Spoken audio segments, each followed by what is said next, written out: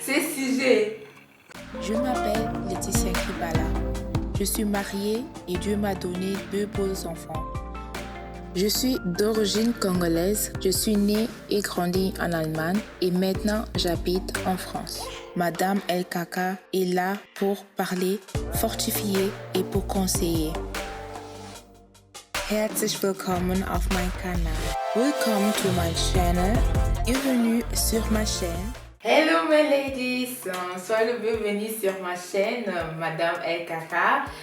J'espère que vous allez bien par la grâce de Dieu. Moi ça va comme toujours, ça va par la grâce de Dieu. Notre sujet aujourd'hui c'est comment j'ai su que mon mari c'était l'homme de ma vie. Dans l'époque c'était pas mon mari, c'était oui. Comment je peux dire? C'était Moutou. Non, Moutou pété. C'est tonton. À l'époque, donc c'était pas mon copain, c'était pas mon proposant, donc c'était une personne, donc un homme qui est venu dans ma vie. Aujourd'hui, naïe, na un petit story time. Yarobet et Labino, n'engeni naïe baki qui ce monsieur-là est l'homme de ma vie. Mais nous posons un petit peu Nassima. Nous avons qui la vie a pas arrêté, nous avons toujours arrêté, nous avons toujours les solos nanga, toujours partager nos expériences nanga, parcours nanga. Donc nalingi komi la kisate, nalinga lobate ke na yebi nyonso. Donc biso nyonso toza na kati yako yekola. Donc on va commencer avant na relation mosusu avant, mais relation esimaki na côté et balai que ce qu'on marchait. Après quelques jours après 20e anniversaire nanga nae ko kutanana avec mon mari. Tant on a eu kutana yépe et si kabia zalaki na relation, mais relation peut ezalaki pas vraiment donc moi je me souviens té. Et entre le bakake nzambe ayebi avenir à moto, nzambe ayebi destin à moto. Donc nga de na mano bi mona ke na mano kansaki mon ex yende moto za l'homme de ma vie. Et je pense aussi que, je pense pas, mais mon mari aussi, et c'est quand même pas ça qui a mon appel qui mon trois qui n'a yé pas qui donc moi si y a bien allé mais dans le bacatoye baka avenir na plutôt yé baka destin na bisoté nzambe a décidé qui ndenge mususu donc na ikokuta na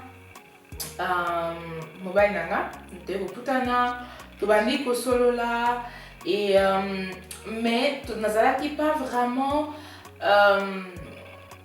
convaincu dans le loba donc nous avons ko sola kaka pour na solo là parce que na relation on a mutaki nango donc ils acquis relation moko donc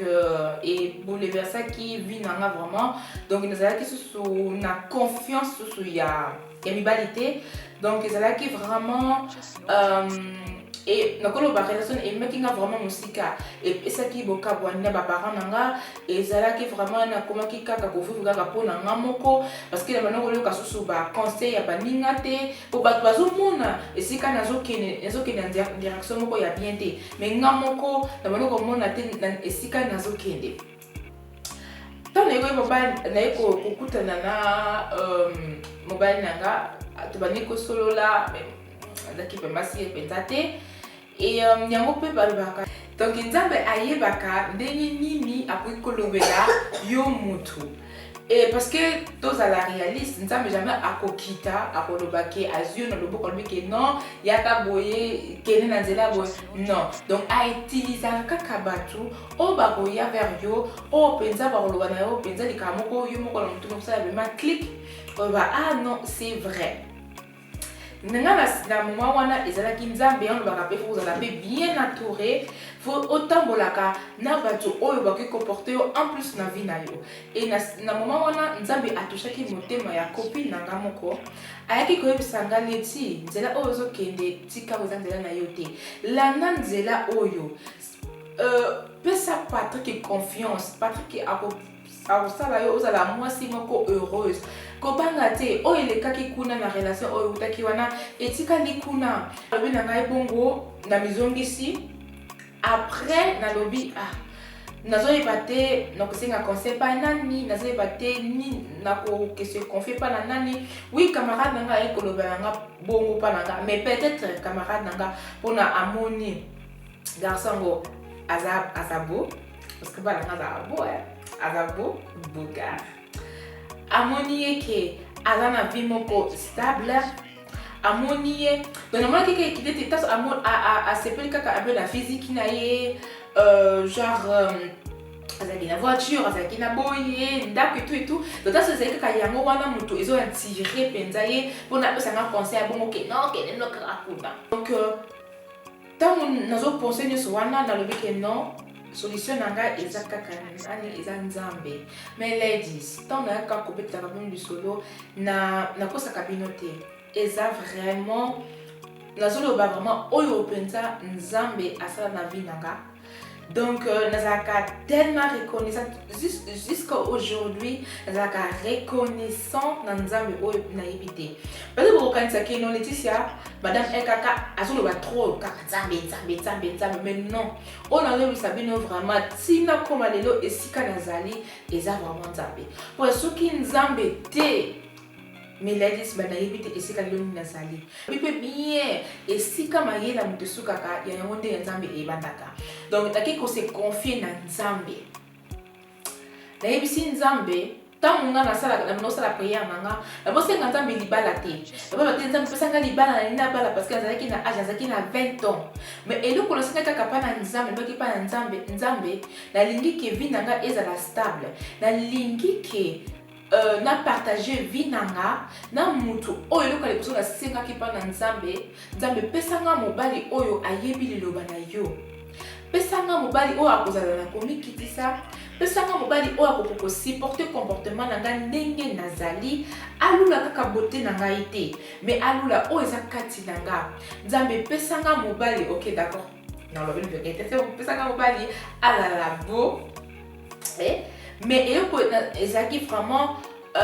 souci nanga ke nzambe pesanga mobali asakana na ngai te ablesse nga lisusu te abrise nga susu motema na ngai te pesanga mobali oyo ayebi yo oyo mpe abangaka yo tozala même pensée même sentiment totambola na chemin moko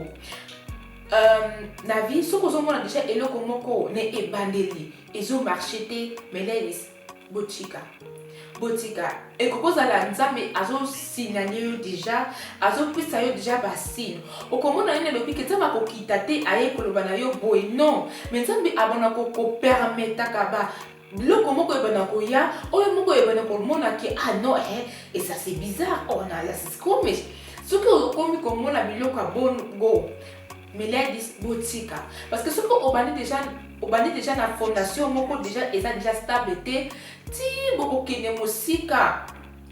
nzete ekobima ekobota bambuma kitoko te mais soki déjà obandi na fondation moko déjà ya bien okomona ntango nzete ekokola bafruit wana ntango ekobota ekozala bafruit moko ya bien wana ntango nazosolola na Moïse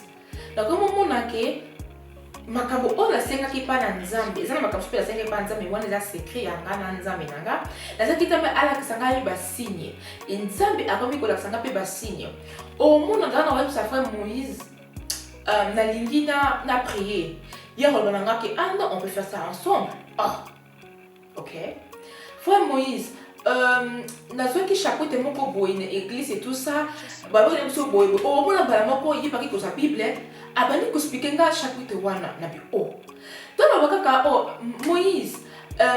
limisa ngai nake sambela et tout ça non zwa ta na yo ok on komaki pe et comment il peut que mon copé to kumika ka bibe ah non ya Moïse ah to so avec ma kamususu mon pé hein to so tia ma bibe mais là souvent na siko no komi komona ke non Nzambe ayokaka Nzambe ayebaka ba désir na biso Nzambe ayebaka ba posa na biso oyo nasengaki yango nalobaka à chaque fois ba jeune prière na ngai kolela na ngai pa na Nzambe akokisaki yango mais nasengaki Nzambe libala te nasengaki ka Nzambe ke mutu ona kozala na ye proposant na ngai to copain na ngai na kozala na ye ayeba kaka eloni na Nzambe ayeba Nzambe po nazo ya ndoko boy appel epesi ajana ya chapitre pour être tangi ensemble donc comme partager eloko moko déjà ya biso donc ensemble au moins liba na Nzambe osengi Nzambe exemple osengi Nzambe nako bakaka exemple opesi Nzambe lipa mais Nzambe akopesa yo lipa na ber osengi pa na Nzambe lipa na ber mais Nzambe akopesa yo lipa na ber na jambo obomoni donc soko osengi eloko moko pa Nzambe ayebaka ndenge nini afungula barba porte pona Nzambe ayebi déjà destin na yo ayebi au fond de toi désir nini eza kuna na kati eloko sona naloba soso na bino mes ladies ni yango epusaki nga vraiment pe na kotisa Nzambe na problème nanga franchement nazalaki entre de deux portes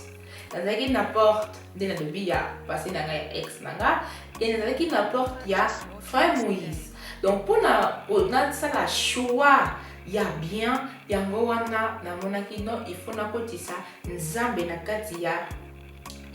problème nanga mais donc on va payer faut faire attention s'il vous plaît et ça il est comme côté au sengi Nzambe lelo peut kaka répondre peut aussi